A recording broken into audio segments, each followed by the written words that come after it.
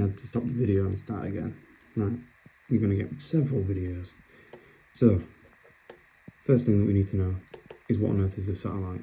So a satellite is just any object that does some orbiting. Just any object. So you get two types, natural and artificial. Natural are like the moons, asteroids.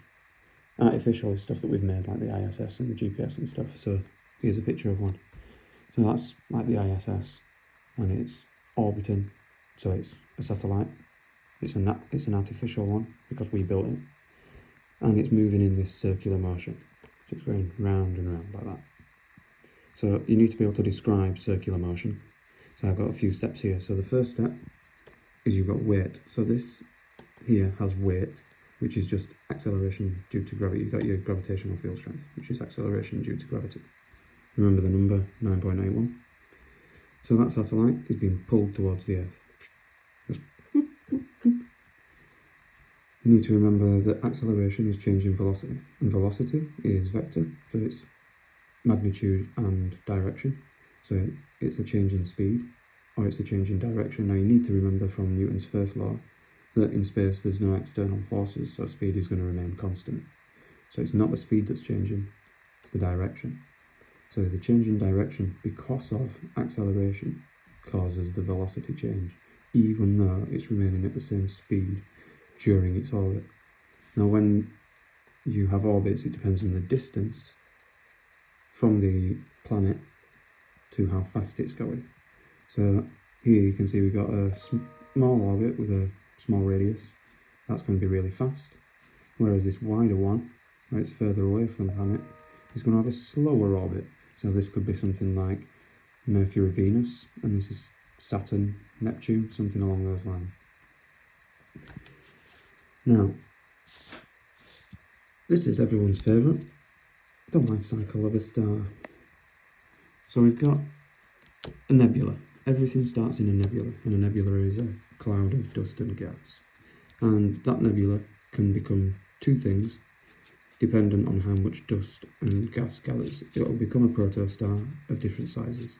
So you're going to have a protostar of approximately 1 solar mass, which is our sun. Stars around the size of our sun, as opposed to this one, which is bigger than 1 solar mass. And that's just where the dust and gas from the nebula, the star nursery, is just gathering together. Now as they gather together, the friction between the dust particles and the gas particles are going to cause an increase in temperature, until a point where there's enough temperature and enough pressure from all the dust and gas that fusion starts, and you get your main sequence star. So fusion started, it started with hydrogen, fuses into helium, the helium can fuse into lithium, carbon, nitrogen, oxygen, so on and so forth. And the biggest atoms that you can create through fusion is iron, and it looks like this. So you've got your core in here, where your hydrogen is becoming your helium, and you've got the weight of the outside layers pulling it back in. So the pressure outwards because of fusion, and you've got gravity inwards, and these are balanced. And you can tell here that they're balanced because the arrows are the same size. And if it's balanced, it's stable. So at this point here, you've got a stable main sequence star. Then we move on to red giant, which is just an end of life when it's stable. So once the star's ending being stable, this happens. And you can see here we've got slightly larger pressure now due to the fusion, but the gravity is still pulling it inwards. The gravity hasn't changed because the star's not sucked in anymore, sitting in a black hole, and it's not really kicking out mass too much. It'll be kicking out energy, but not an awful lot of mass. All the same sort of particles are just getting bigger and more fused. So because it's doing heavier fusion, there's going to be more energy released, so there's going to be larger pressure outwards. Mass is pretty much the same as before, so it's unbalanced, so the outer layers start to grow. So it starts to swell, like this, it starts to swell up.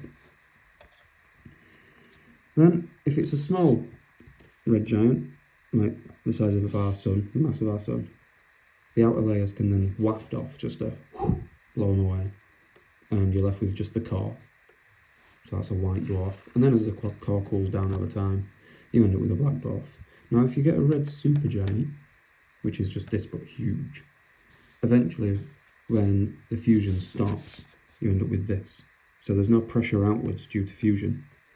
So all that happens is that these outer layers still have their gravity to the middle, and they collapse, and it collapses fairly instantly. So when it collapses instantly, you can imagine this is like solid iron at this point. So these fly in, and as soon as they hit that solid iron core and they can't compress it, it bounces off, and it causes your supernova.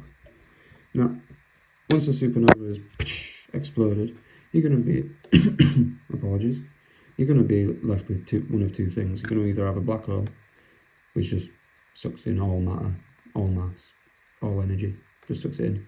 Or you could get a neutron star, which is just a very, very dense star that releases particles, and it's got this like bow tie sort of look where the particles have been ejected out of these poles.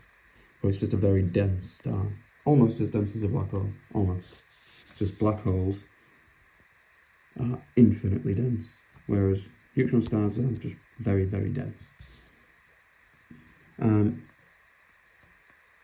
When you've got your star collapsing very quickly for the supernova, as you can imagine, the pressure and the temperature increases drastically beyond all imagination, which then means that you can get elements that are heavier than iron produced by fusion still. Wouldn't work in a regular red giant or in a main sequence stable star, but because you've got the mass of an entire, well, large star compressing into almost a singularity, you've just got the core, and then tries to compress it further and it bounces back off again. Kind of goes something like that. In this moment here where it's compressed to its full, you're going to get your platinums, your rubidiums, your golds, silvers, all that sort of jazz.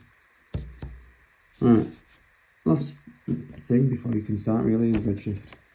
So just drawing a couple of bands here to show the absorptions. So when we're looking at stars, we get these absorptions, and these just indicate some form of element that we can see in our sun.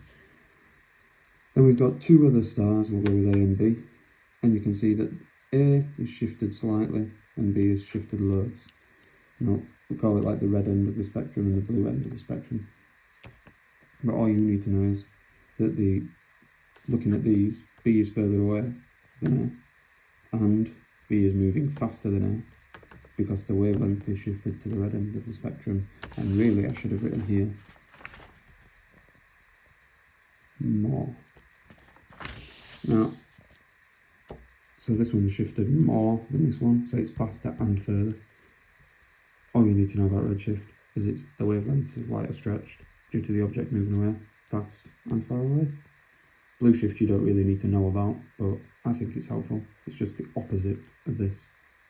So when the object's moving towards you, the wavelengths of light are compressed, and that's because the object is moving towards you very fast and it's getting very close.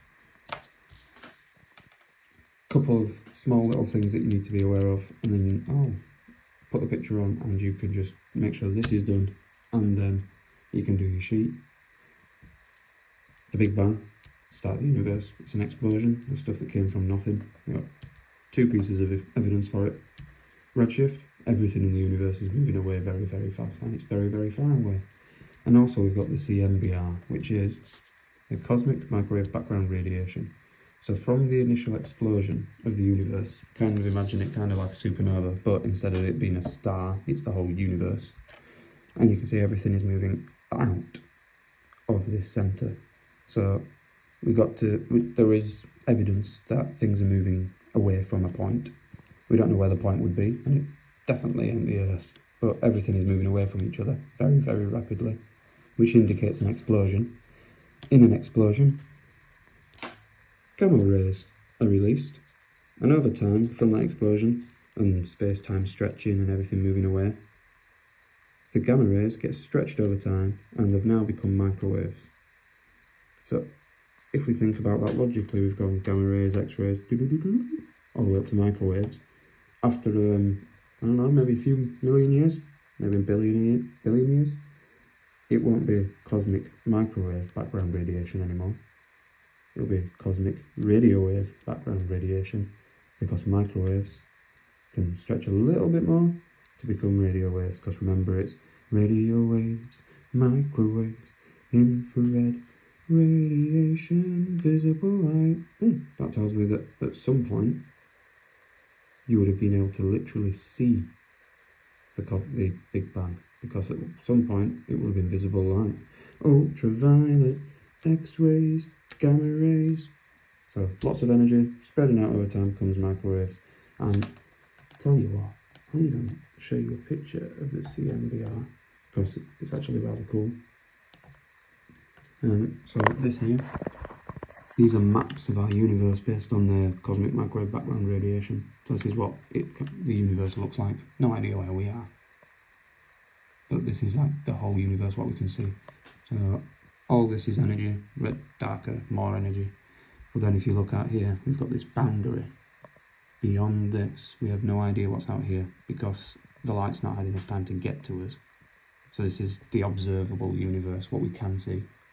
To get to see what's happening here, you'd have to have something travel faster than light, or you're going to have to wait an awful lot longer for stuff that's out here to get in, because this is expanding very, very rapidly. We're probably never going to know what's going on out here. This is the observable universe. So in the end, you'll end up with a sheet with your circular motion, your redshift, and your life cycle of a star, with links to your fusions for your different stages of your life star, and then the evidence for the Big Bang. That would be everything. So now you can crack on with your sheet, and I'm going to record you one last video.